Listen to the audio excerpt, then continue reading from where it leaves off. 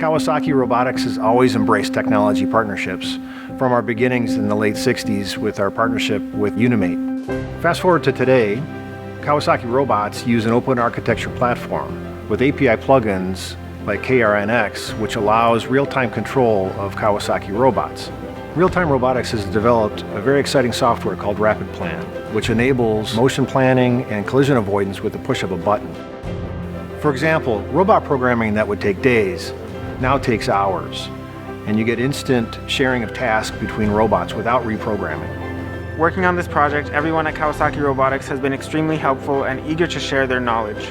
Building out the cell in simulation, and then going from that to real worlds and watching the robots move so close and so fast together is super exciting.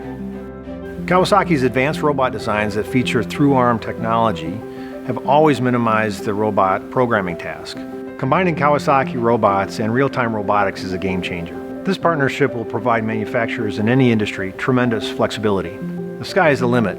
This is the future of automation.